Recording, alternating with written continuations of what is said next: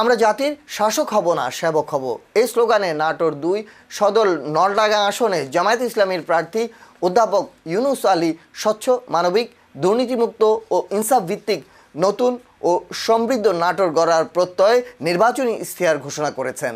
বুধবার ৪ ফেব্রুয়ারি শহরের মাদ্রাসা মোড় নির্বাচনী অফিসে ইশতেহার প্রদানের সময় ইউনুস আলী বলেন, অফুরন্ত সম্ভাবনা থাকা সত্ত্বেও বেকারত্ব, ঘুষ, দুর্নীতি, চাঁদাবাজ, অযোগ্য নেতৃত্ব ও সন্ত্রাসের কারণে মানুষের জীবনযাত্রার কাঙ্ক্ষিত মান উন্নয়ন হয়নি।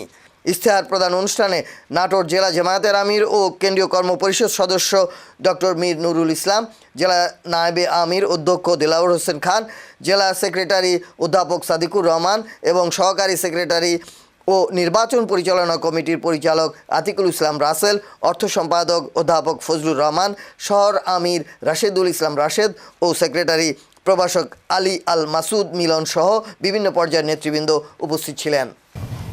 প্রিয় ভাই সাহেব, এখানে উপস্থিত সাংবাদিক বৃন্দ, আমি নাটোরের রাজনীতির কালচার পরিবর্তন করে দিতে চাই।